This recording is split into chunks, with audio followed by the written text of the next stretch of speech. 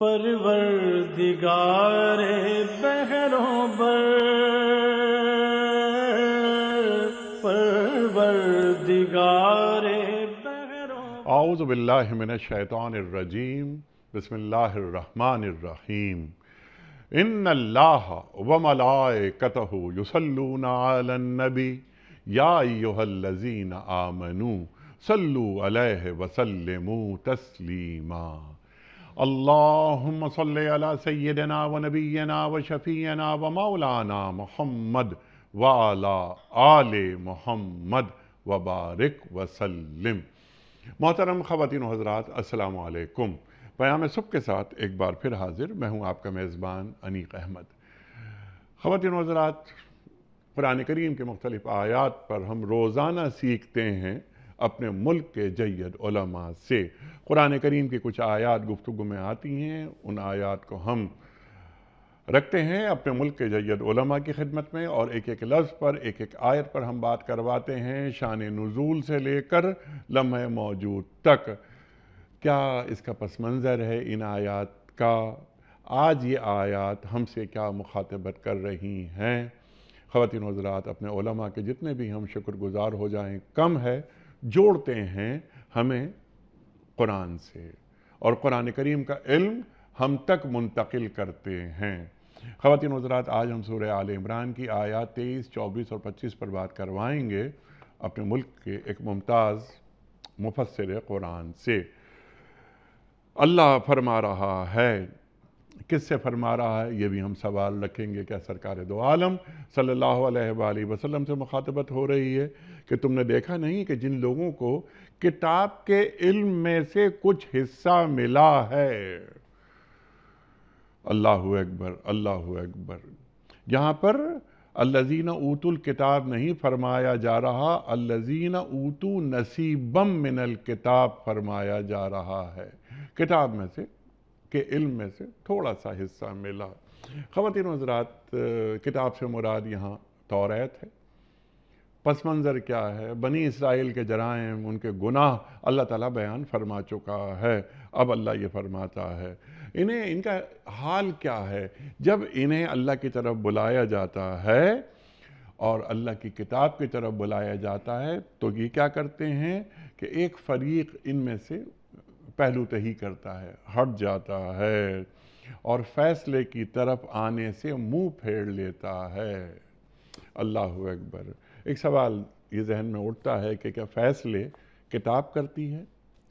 اب یعنی توریت ہو یا ہم آج سے جوڑیں، سوال رکھیں گے کہ کیا ہمارے فیصلے بھی قرآن کریم کرے گا، صاحب قرآن اور یہ اللہ کا کلام؟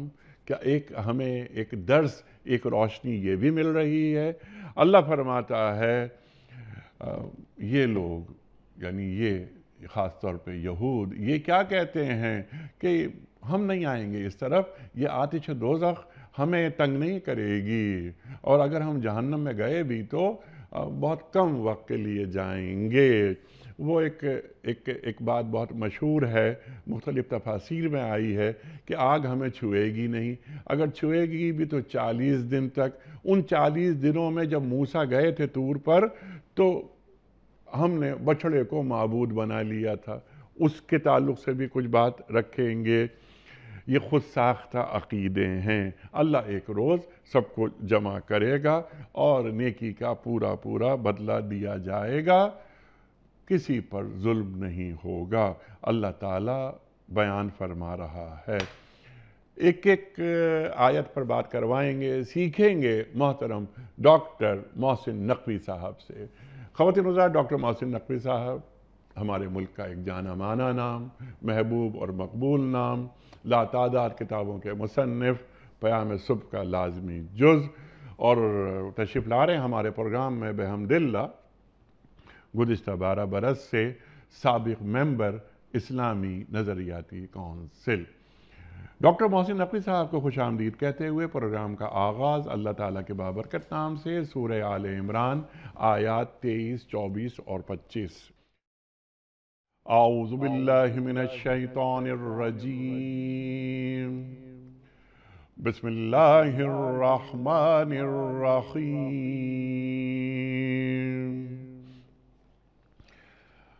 أَلَمْ تَرَ إِلَى الَّذِينَ أُوتُوا نَصِيبًا مِنَ الْكِتَابِ يُدْعَوْنَ إِلَى كِتَابِ اللَّهِ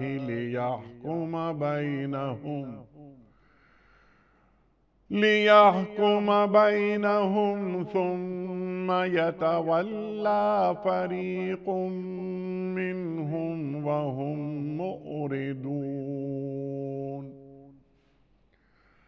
ذَلِكَ بِأَنَّهُمْ قَالُوا لَن تَمَسَّنَا النَّارُ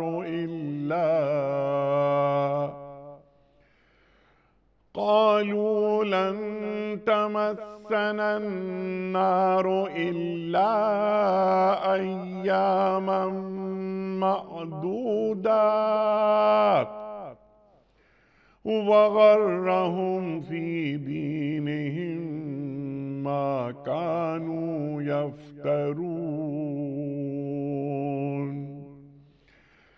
فَكَيْفَ إِذَا جَمَعْنَاهُمْ لِيَوْمٍ لَّا رَيْبَ فِيهِ وَوُفِّيَتْ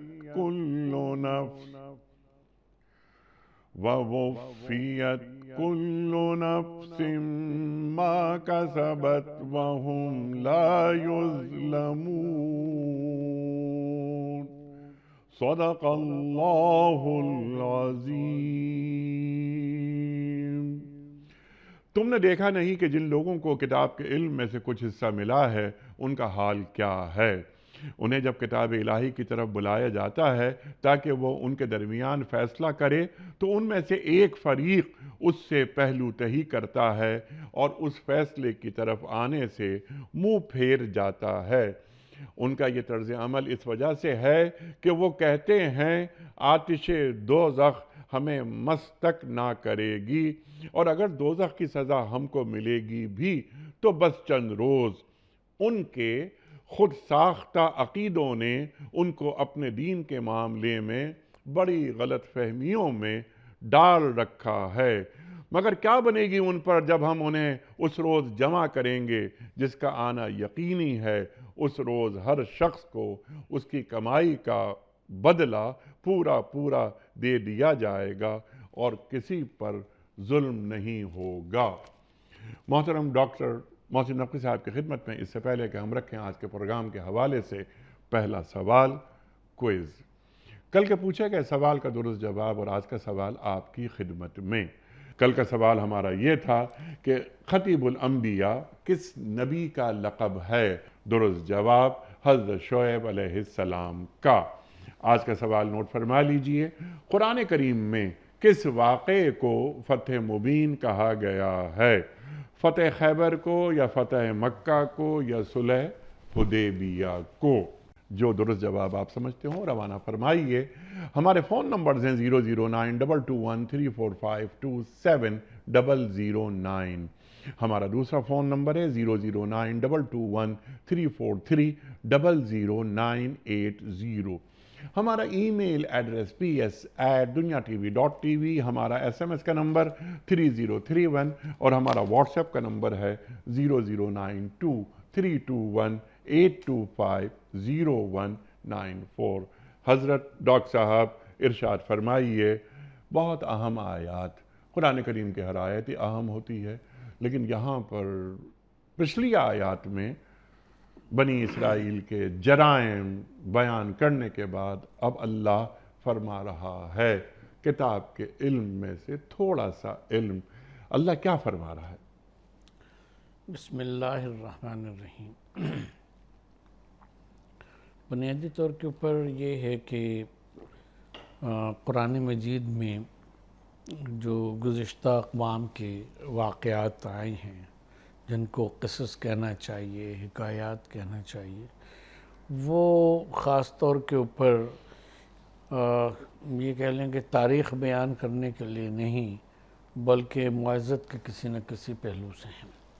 سبحان اللہ۔ اسی لیے جیسے ہم بائبل میں دیکھتے ہیں، خاص طور پہ کتاب پیدائش وغیرہ میں، کہ اس میں تاریخیں اور سنین اور دن، ان چیزوں کا ذکر ہے، انبیاء کی عمروں کا ذکر ہے، ٹھیک ہے، جگہوں کے نام جو ہیں ان کے اوپر وہ بیان کیے گئے۔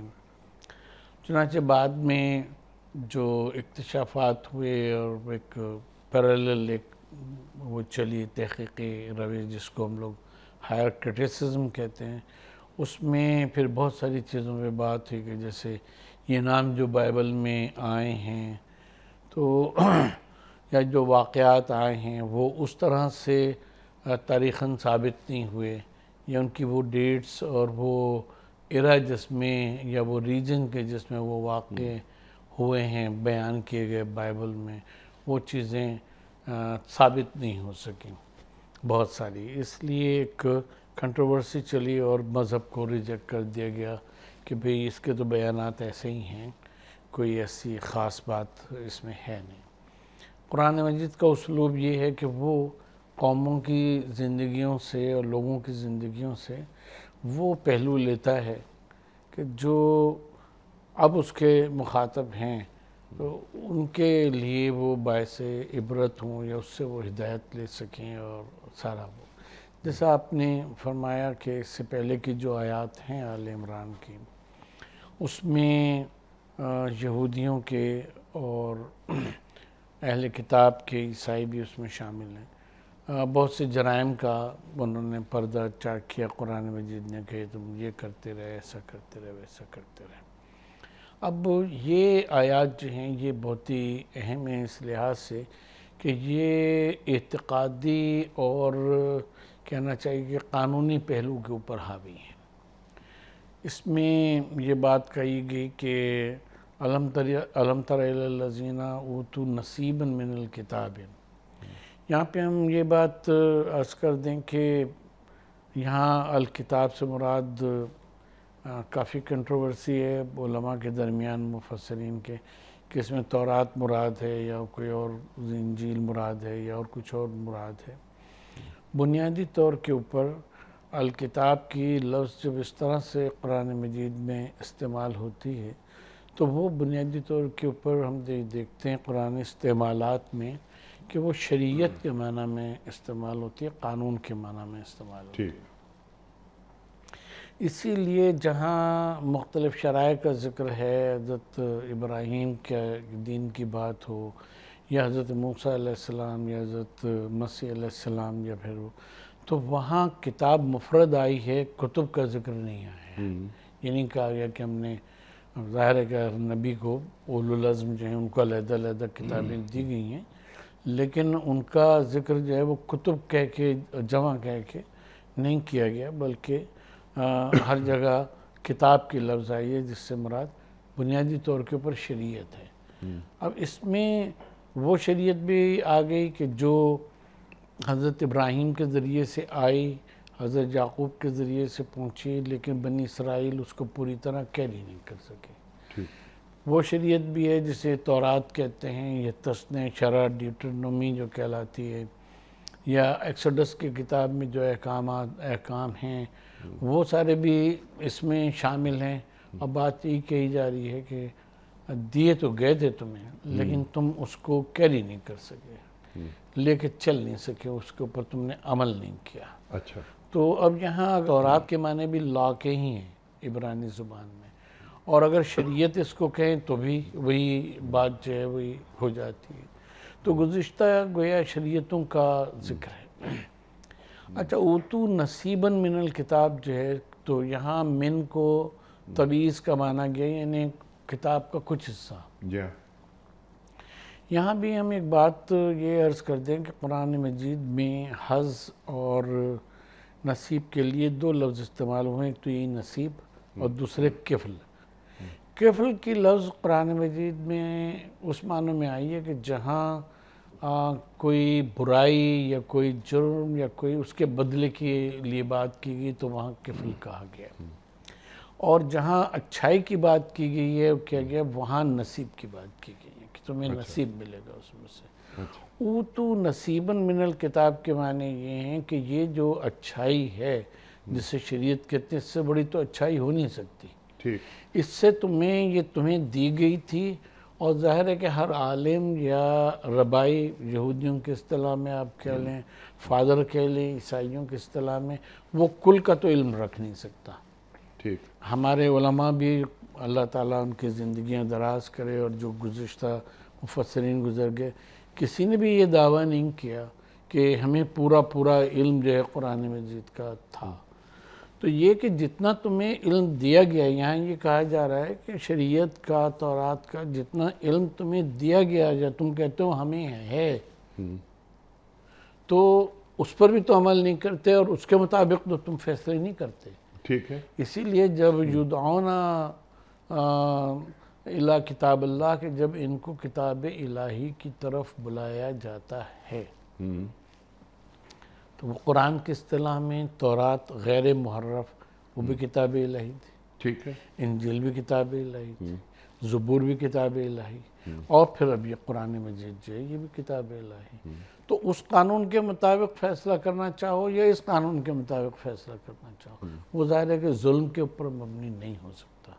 تو جب انہیں بلایا جاتا ہے، کہا جاتا ہے کہ آؤ کتاب اللہ کے مطابق فیصلہ کر لیں، تو ان میں سے کچھ لوگ، ظاہر ہے کہ کچھ لوگ وہی ہیں کہ جن کا دعویٰ ہے کہ وہ علماء ہیں شریعت کے اور شریعت جانتے ہیں، وہ تولاً وہ ان سے پیٹھ موڑ لیتے ہیں، اور یہ لوگ جو ہیں یہ گویا فیصلے سے ہی، نہ صرف فیصلے سے، یہ تولا کے لفظ جو ہے وہ کتاب سے منہ موڑنے کے معنی میں، اور مورزون کی جو وہ ہے اس کو تعبیر کر لیے کہ جو فیصلہ اللہ کی طرف سے آنے اس سے اعراض کرتا۔ ٹھیک ہے۔ اچھا، آپ نے بالکل واضح کر دی بات، لیکن میں اس کو چاہتا ہوں کہ مزید اس کو ہم سمجھنے آسانی کے ساتھ۔ آپ نے فرمایا کہ یہاں پر کتاب سے مراد شریعت ہے، قوانین ہیں، لاز ہیں، جو آپ نے بات فرمائی۔ میں نے انٹرو میں ایک سوال رکھا تھا، میں اسی سوال کو پیش کرتا ہوں آپ کی خدمت میں۔ قرآن کریم الذین اوتوا الکتاب بھی فرماتا ہے، یہاں قرآن کریم فرما رہا ہے کہ الذین اوتوا نصیبا من الکتاب، دونوں میں کیا فرق ہے؟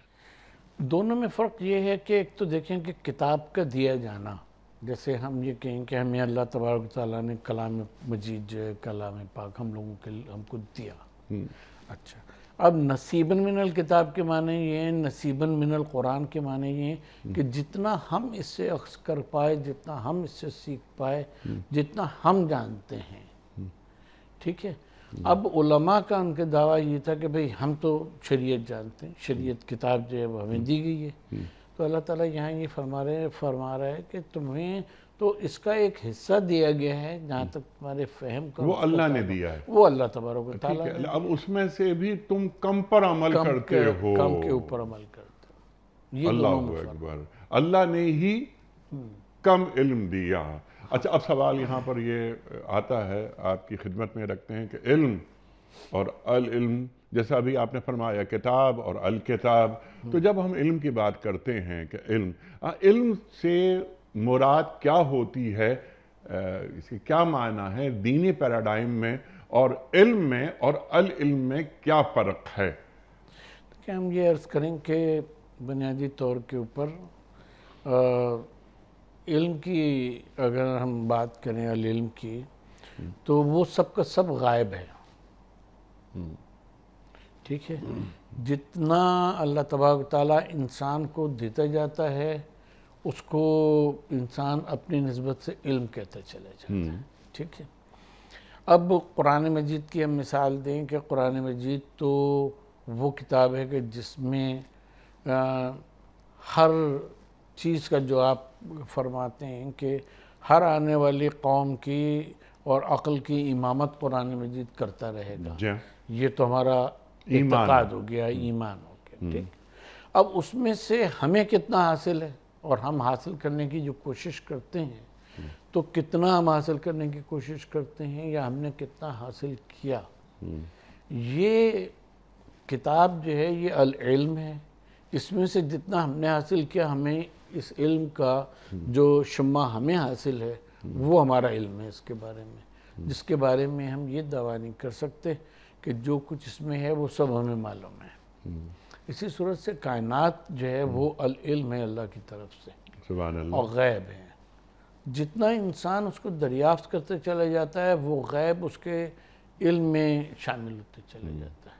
تو علم ہمیشہ پارٹ آف العلم ہوا کرتا ہے، اور اسی لیے اس کے لیے کھوج کی جو ہے اور جستجو کی ضرورت رہتی ہے کہ ہم اس کو کھوج کرتے رہیں، اس کا اکتشاف کرتے رہیں، اور یہ جاننے کی کوشش کرتے رہیں کہ اللہ تبارک و تعالیٰ جو ہے وہ اپنی ان کائناتی نشانیوں کے ذریعے سے، اور یہ جو العلم اس نے ہمیں دیا ہے، اسی لیے قرآن مجید کو العلم بھی کہا گیا کہ بعد اس کے کہ تمہارے پاس العلم آ گیا پھر کیوں اختلاف کرتے ہو. تو وہ جو ہوتا ہے وہ کتاب الہی جو ہے وہ تو العلم ہے، علم کلی ہے.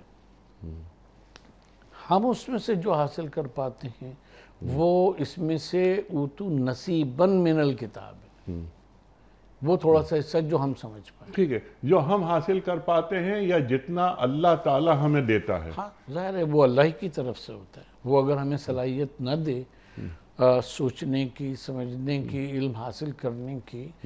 دیکھیں جیسے آٹسٹک چائلڈ ہوتے ہیں، آٹسٹک جو چلڈرنز ہوتے ہیں ان کو آپ دیکھیں گے وہ خوبصورت بھی ہیں، توانا بھی ہیں، چلیں گے پھریں گے آپ کے سامنے، آپ کہیں گے، لیکن ان میں لرننگ کیپیسٹی نہیں ہوتی. وہ کچھ سیکھ نہیں سکتے. آپ ان کو 1 2 3 4 سے کہیں 1 2 3 ABCD تو وہ نہیں. یہاں تک کہ وہ کھانا بھی نہیں سیکھ سکتے کہ ماں بیٹھ کے سامنے اس کو کھانا سکھاتی، وہ بھی نہیں کر سکتے. تو یہ لرننگ کیپیسٹی اور پھر ریٹیننگ کیپیسٹی کے جو کچھ آپ سیکھ رہے ہیں اس کو اپنے میں آپ وہ علم حضوری بھی آپ کریں، وہ اصل میں علم ہوا کرتا ہے. اور وہ ظاہر ہے کہ اللہ کی دی ہوئی صلاحیتیں نہ ہوں تو وہ چیز پیدا ہی انسان میں نہیں ہو سکتی. سبحان اللہ، سبحان اللہ. اچھا ڈاکٹر صاحب، جو علم ہم سب حاصل کرتے ہیں یہ ہمیں کیسے معلوم ہو کہ یہ علم ہے یا ہماری رسائی العلم تک ہو گئی ہے؟ علم ہمیشہ، جس کو ہم عرف عام میں کہتے ہیں، تو علم ہمیشہ انسان کے ایسے اکتشافات پہ کہنا چاہیے مبنی ہوتا ہے کہ جو چیلنجیبل ہیں اور چینجیبل ہیں. ہم دیکھتے ہیں مثلا آپ فزکس کو دیکھ لیے، آسٹرو فزکس کو دیکھ لیے، کیمسٹری کو دیکھ لیے، اور جو نیچرل سائنسز ہیں ان کو آپ دیکھ لیے، یا جو تھیوریٹیکل سائنسز ہیں، سوشل سائنسز، ان میں بھی آپ دیکھ لیے. آج ایک کلیہ بناتے ہیں، وہ کلیہ جو ہے وہ دوسرے دن جو ہے وہ ٹوٹ جاتا ہے. آج ایک بات کو کہتے ہیں کہ یہ یوں ہے، اس کے لیے تھیوری دیتے ہیں، کچھ دن کے بعد وہ تھیوری جو ہے وہ ریجیکٹ ہو جاتی ہے، کہتے ہیں کہ یہ نہیں ہوا. لیکن جو کائنات کی دریافت اللہ تعالیٰ کے آخری پیغام کے ذریعے سے ہوتی ہے، اس کے ذریعے سے، اس کو سمجھنے کے ذریعے سے ہوتی ہے، ظاہر ہے کہ اس کو اس کی تائید بھی حاصل ہوتی ہے اور اسی کی لائنز کے اوپر ہوتے ہیں، خطوط پر، تو وہ پھر العلم کے ساتھ ساتھ چلتی ہے. چنانچہ ایک بہت پیاری کتاب ہے ناظرین کے لیے، اس کا نام ٹائٹل جو شیئر کریں. عثمان بکر ایک عالم ہیں، اسکالر ہیں ملائیشیا کے، ان کی کتاب ہے توحید اینڈ سائنس، جس میں انہوں نے علمی طور کے اوپر اس بات کا وہ کیا ہے کہ ہم سائنس سے توحید کو کیسے نکال سکتے ہیں یا توحید سے سائنس کو کیسے نکال سکتے ہیں. اور انہوں نے قرآن مجید کی آیات پر اور اس پہ سارے کے اوپر آن ٹاپ آف اٹ یہ ہے کہ جب ہم مسلمان سائنسدانوں کی کتابوں کو دیکھتے ہیں، وہ چاہے ابن الہیثم ہوں، الزہواری ہوں، زہراوی ہوں، اور دوسرے ہوں، ابن سینا ہوں، فارابی ہوں، ان لوگوں کو ہم دیکھتے ہیں تو ان کی کتابوں میں، اس قسم کی طب کی کتابوں میں یہاں تک باقاعدہ قرآن مجید کے اور حدیث کے آپ کو حوالے جو ہیں وہ ساتھ ملیں گے، کیونکہ انہوں نے اس کو العلم سمجھ کے اور اس سبجیکٹیو علم کو اس کو ماتحت کر کے سمجھنے کی کوشش کی اور پھر نئی نئی دریافتیں اس میں کی. سبحان اللہ، سبحان اللہ، سبحان اللہ. یعنی علم سے العلم کی طرف مکمل سفر، اور ہمیشہ یہ سفر جاری رہے گا قیامت تک. جس طرح آپ نے کہا سائنس کی جو تھیوریز چینج ہوتی رہتی ہیں 10 سال 20 سال 50 سال کے بعد، لیکن جو العلم تحقیق ہوتی رہتی ہے، اور تحقیق کا مطلب ہی حق تک پہنچنا ہے، اور حق اللہ کی صفت ہے. یوں اس کو مختصراً کہہ دیے کہ یہ العلم محقق ہوتا ہے جی اور جو علم ہے وہ تحقیقی ہوتا ہے اور یہ راستہ جو چلتا رہتا ہے. سبحان اللہ سبحان اللہ سبحان اللہ. اچھا اب اس آیت پہ ہم دوبارہ آ جاتے ہیں. کتاب کے علم میں سے تھوڑا کچھ علم، تھوڑا سا علم دیا جا رہا ہے. توریت کی بات ہو رہی ہے، یقیناً توریت کی بات ہو رہی ہے. اچھا توریت تھوڑا سا علم. قرآن کریم ہمارے پاس ہے تو قرآن کریم میں مکمل علم ہے. اس میں کوئی شک ہی نہیں. لا رد ولا یابس الا فی کتاب سبحان اللہ مبین.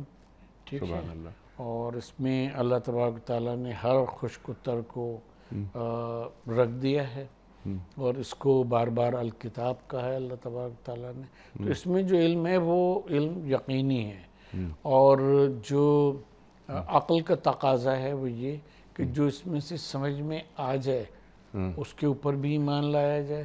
جو ہماری عقل میں نہیں آ رہا ہے جی اس کو سمجھنے کی اور اس میں تحقیق کی کوشش کرتا رہے اور اس کے اوپر کامل ایمان رکھے کہ جو میں سمجھ رہا ہوں وہ ٹھیک نہیں ہے. جو اس میں فرمایا جا رہا ہے کیونکہ وہ الحق کا کہا ہوا ہے لہذا وہ حرف آخر ہے. وہی العلم ہے. سبحان اللہ سبحان اللہ. دو باتیں اس کے بعد ہم کے قرآنی علوم کی بات کروائیں گے آپ سے کہ فیہا کتب قیمہ. ایک بات تمام آسمانی کتابیں وہ اس کتاب میں قرآن کریم میں شامل ہیں. نمبر 2 قرآن کریم کو اللہ تعالیٰ مہیمن کہتا ہے، تمام کتابوں کا نگہبان.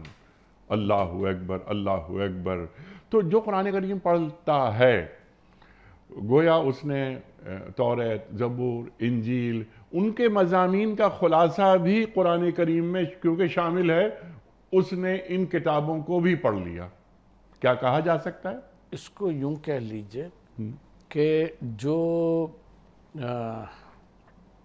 کہنا چاہیے کہ جب ہم لوگ یہ کہتے ہیں قرآن مجید میں ہم پڑھتے ہیں اور یہ اس بات کو سمجھتے ہیں کہ ہم ایمان لائیں اس بات پہ کہ جو کتابیں نازل کی گئیں مصدقا لما بین یدیہ کی جو بات ہے، جو کتابیں نازل کی گئیں وہ کتابیں یقیناً اللہ تبارک و تعالیٰ کی طرف سے تھیں اور وہ اپنے اپنے دور میں حق تھی. ٹھیک. اچھا اب جو تحریف ہوتی چلی گئی وہ ہوتا چلا گیا تو آخر اس محرف جو ہے اس کے تو قرآن مجید جو نہ اس کا مہیمن ہے اور نہ ہی وہ کتب قیمہ جو ہیں وہ اس کے اندر موجود ہیں. اس کا صرف وہ حصہ یعنی آج جو ہمارے پاس بائبل کی شکل میں 66 کتابیں موجود ہیں ان کا صرف وہ حصہ جس کی تائید قرآن مجید کرتا ہے اسی کو مصدقا لما بین یدیہ کہا گیا ہے. اور باقی جو انٹرپولیشن جس کو ہم لوگ اصطلاحاً کہتے ہیں جو اضافے کر دیا گیا تو اس کی نہ یہ تصدیق کرنے والا ہے اور نہ ہم سے مطالبہ کرتا ہے قرآن یا شریعت کہ ہم اس سب کے اوپر ایمان لائیں. مہیمن کے معنی بھی یہ ہیں کہ جہاں گویا کہ جو اصل تعلیمات ہیں ان کو انڈورس کرنے والا اور جو تعلیمات جو ہیں وہ انٹرپولیٹڈ ہیں جو اس میں شامل کی گئی ہیں جس میں آلودگیاں شامل ہو گئی ہیں قرآن اس کی تصدیق نہیں کرتا. ان کو نکالنے والا مہیمن کے بھی یہی معنی ہے. ٹھیک ہے. لفظ مہیمن کے بھی یہی معنی. جی ان کے جو آلودگیاں ہیں جو ملاوٹیں ہیں جو تحریف ہے اس کا نگہبان قرآن کریم نہیں ہے. سمپل یہ ایک بڑا واضح اصول آ گیا سامنے. اب جو آپ نے علم کی بات فرمائی اب اس میں آپ نے نیچرل سائنسز کی یہ بات کی، آپ نے فرمائی بات کہ سوشل سائنسز ان کی بھی آپ نے بات فرمائی، فزیکل سائنسز کی ہم بات کریں وہ بھی شامل ہو جاتے ہیں. قرآن کریم سب کا احاطہ کرتا ہے. اب یہ ایک بہت بڑا ایک جملہ ہے کہ قرآن کریم تمام علوم کا احاطہ کرتا ہے. آج کے جو جدید علوم ہیں جن کے ذریعے دنیا پر حکمرانی کی جاتی ہے، اگلی بات دنیا پر حکمرانی کے لیے ان علوم پر دسترس ضروری ہے. اللہ اکبر. وہ علوم قرآن کریم سے کس طرح حاصل کیے جاتے ہیں اور ہم من حیث الامہ، کیا قرآن کریم سے وہ علوم حاصل کر رہے ہیں؟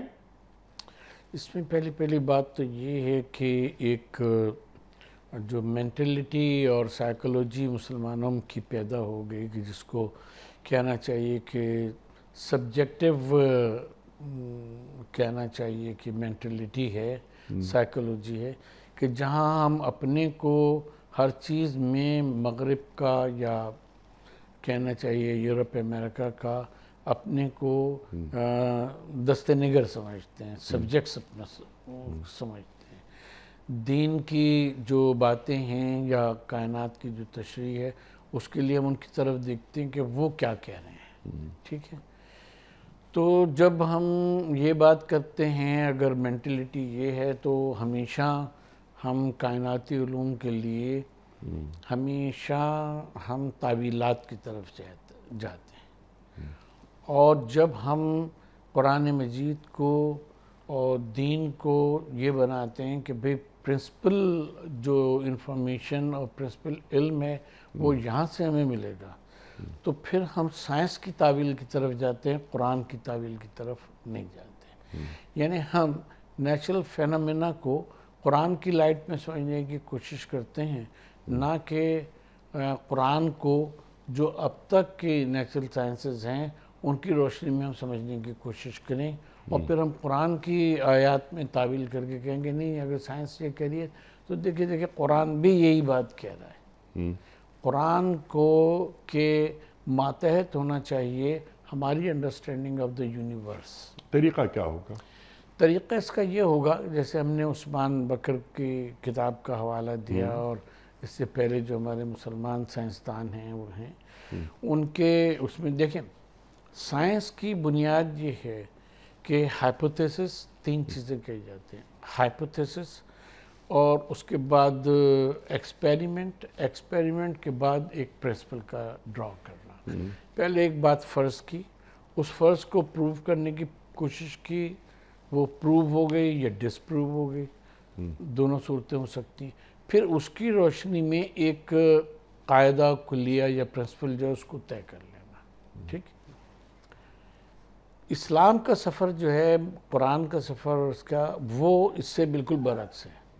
اس میں ہمیں ہائپوتھیسس کی ضرورت نہیں ہے، ہمیں جو قرآن کہہ رہا ہے وہ پرنسپل ہے، جو اللہ کے رسول نے اس کی تشریح کر دی وہ پرنسپل ہے، صلی اللہ علیہ وسلم، وہ پرنسپل ہے۔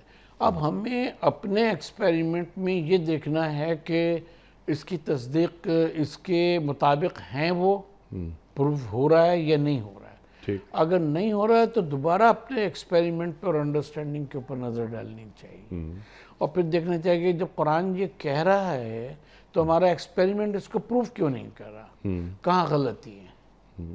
اس کو جب ہم یہ دیکھیں گے کہ کہاں غلطی ہے، پھر ہم ایک دوسرا میتھڈ اختیار کریں گے، تیسرا میتھڈ اختیار کریں گے، تو بالآخر ہم یہ کہہ اٹھیں گے کہ کل من عند اللہ، سب کا سب علم جو ہے وہ اللہ کی طرف سے ہے، اور اس میں نہ باطل سامنے سے داخل ہو سکتا ہے، نہ پیچھے سے، نہ دائیں سے۔ ٹھیک ہے، اور ربنا ما خلقت ھذا باطلا جو قرآن کریم فرما رہا ہے، قرآن کریم ہمارا دین جس انداز سے علم سے قربت چاہتا ہے وہ آپ نے طریقہ بتا دیا۔ پچھلے کوئی 500 600 700 سال سے من حیث الامہ ہمارے معاملات ذرا علمی میدان میں تھوڑے سے پیچھے رہے، کافی پیچھے رہے، کافی پیچھے آپ نے فرمایا۔ اچھا، اب وہ علم جو ایک سیکولر علم ہے اور خاص طور پہ ویسٹ کی طرف سے آیا اور وہ دنیا پر چھا گیا، یعنی جس میں توحید شامل نہیں ہے، اللہ کو نکال کر جو علم ہمارے پاس آ رہا ہے وہ سب کچھ ہو سکتا ہے، علم نہیں ہو سکتا۔ العلم مخافت اللہ، اللہ کے رسول فرما رہے ہیں صلی اللہ علیہ وآلہ وسلم، علم خدا خوفی کا نام ہے۔ سمپل اور چھوٹا سا فرمودات میں چھوٹا سا ایک فرمان، اور کتنے معنی ہیں کہ علم خدا خوفی کا نام ہے۔ اللہ اکبر۔ اچھا، اس میں جو مسلمان سائنسدانوں کی ناکامی کی وجہ سے کتنا بڑا نقصان انسانیت کو پہنچا کہ آج خاص طور پہ فزیکل سائنسز، نیچرل سائنسز اس میں سے اللہ کو یا توحید کو باہر نکال دیا گیا. ایون یہ تو ہم بات ویسٹ کی نہیں کر رہے، ہمارے بچے، ہماری بچیاں جو بایولوجی پڑھ رہے ہیں یا فزکس پڑھ رہے ہیں، اس میں اللہ شامل ہے؟ ارشاد. تو یہ کہ اس میں اللہ شامل نہیں ہے، دیکھیں بنیادی طور کے اوپر ہم یوں کہیں گے اس بات کو کہ جو رولنگ نیشنز ہوتی ہیں جی ہاں، ان کی سائیکالوجی اور ہوتی ہے، اور جو سبجیکٹ نیشنز ہوتی ہیں ان کی سائیکالوجی اور ہوتی ہے.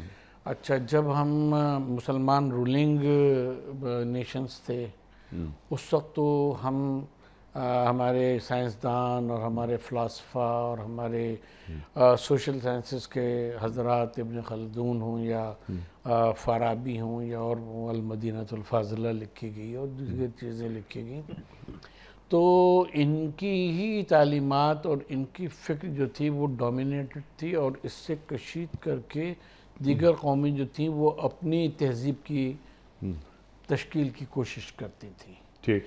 اچھا، پھر یہ ہوا، اس میں خرابی یہ آئی کہ ہم لوگوں نے لوگ تو تیار کیے جو بڑے بڑے نام ہیں، انسٹیٹیوشنز تیار نہیں کیے. دیکھیے، علم کو، سائنس کو، ٹیکنالوجی کو، کوئی بھی چیز ہو، اس کو انسٹیٹیوشنز کیری آن کیا کرتے ہیں.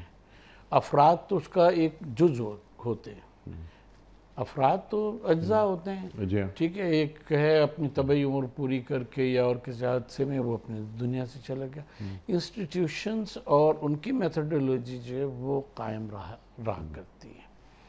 ٹھیک ہے، اب ہوا یہ کہ یہ بڑے بڑے جو نام ہمیں ملتے ہیں سائنسدانوں میں بھی اور اس میں بھی البیرونی اور سوشل سائنسز میں بھی، ان میں ہم یہ دیکھتے ہیں کہ انسٹیٹیوشنز نہیں کیونکہ قائم ہوئے، لہٰذا جب تاتاریوں کی، منگولوں کی یا یہ صلیبی جنگوں کے سلسلے میں جو یلغار ہوئی تو وہ آپ سبجیکٹ کلاس بن گئے. مسلمان جو ہیں وہ سبجیکٹ کلاس بن گئے اور ان کی نفسیات مغلوبانہ مغلوبانہ اور مروبانہ ہو گئی. اگر یہ انسٹیٹیوشنز بنے ہوئے ہوتے تو باوجود اس کے کہ آپ سبجیکٹ کلاس بن گئے، انسٹیٹیوشنز جو ہیں وہ اسی طرح سے کام کرتے رہتے اور جو فکر ہے وہ اس طرح سے چلتی رہتی. سبحان اللہ. اب وہ یہ ہوا کہ وہ دونوں چیزیں جو تھیں وہ ختم ہو گئی، نہ انسٹیٹیوشنز تھے اور نہ پھر وہ افراد کار پیدا ہوئے. اب جو افراد کار پیدا ہونے شروع ہوئے، اگر سارٹن وغیرہ کی ہسٹری کو پڑھیں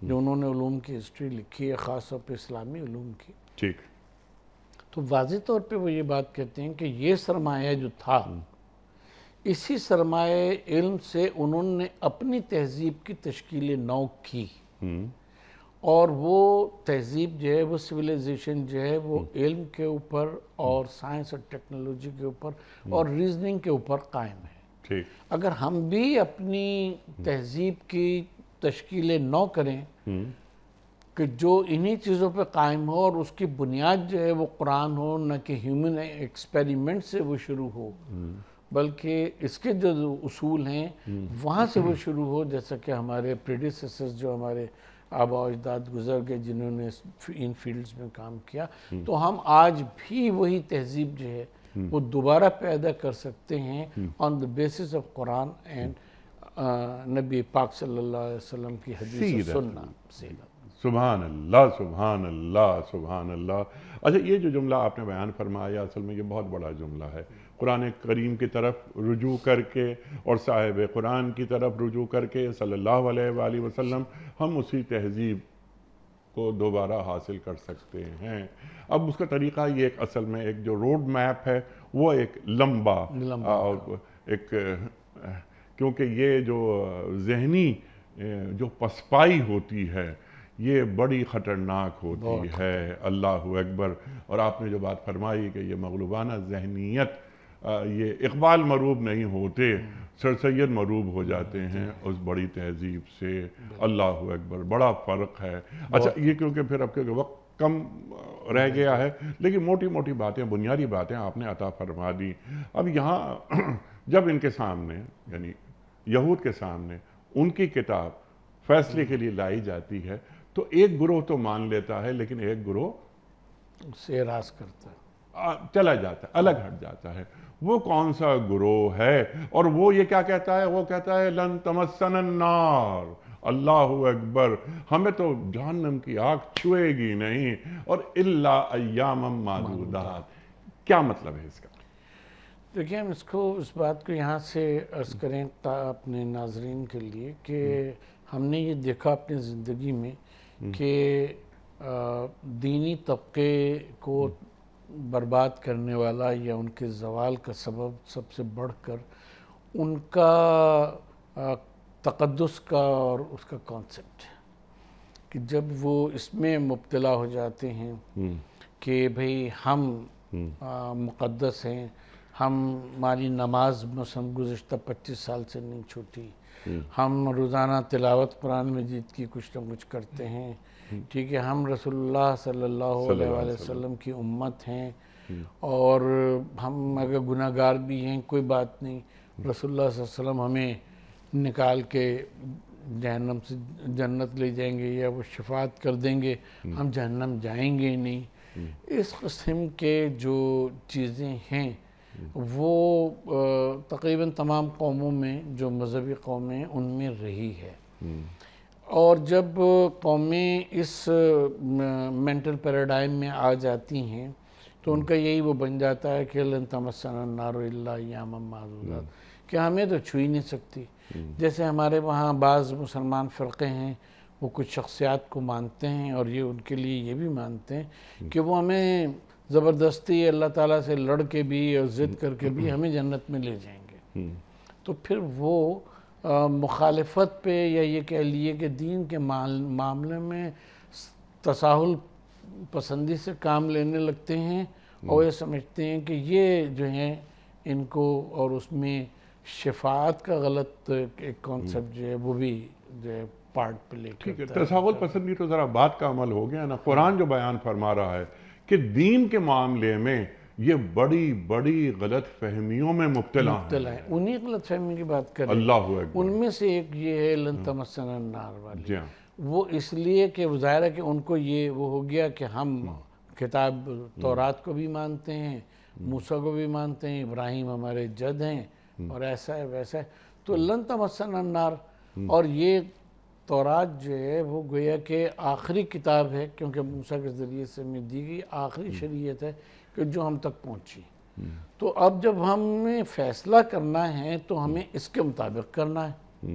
اب اگر یہ فیصلہ جیسا کہ اس کے بارے میں آیا، اس آیہ مبارکہ کی شان نزول کے بارے میں 4-5 روایات آئی ہیں، تو یہاں تو ایک بات تو ہم یہ واضح کر دیں کہ جب یہ کہا جاتا ہے کہ یہ آیا کوئی بھی آیہ مبارکہ وہ اس کا شان نزول یہ ہے، تو اس کا یہ مطلب نہیں ہوتا کہ وہ واقعی صرف اور صرف اسی موقع پر یا اسی موقع کے لیے نازل ہوئی ہے، جی ہاں، بلکہ علماء کی عام روش یہ ہے، اور صحابہ اکرام کے دور سے چلی آ رہی ہے کہ وہ کہتے ہیں وفی نزلہ، جیسے کوئی مسئلہ پوچھا اور انہوں نے جواب دے دیا، اور اس کے جواب دینے کے بعد کہا وفی نزلہ، یا اس دوران کہا اس میں قرآن مجید کی فلاں آیت نازل ہوئی ہے، تو وہ شان نزول بہی معنی ہے کہ یہ حکم اس حکم میں، جی ہاں، اس حکم میں شامل ہے، جی ہاں، ٹھیک ہے۔ تو اب اس میں جو یہودی مرد اور عورت کی بدکاری کا قصہ ہے کہ جس میں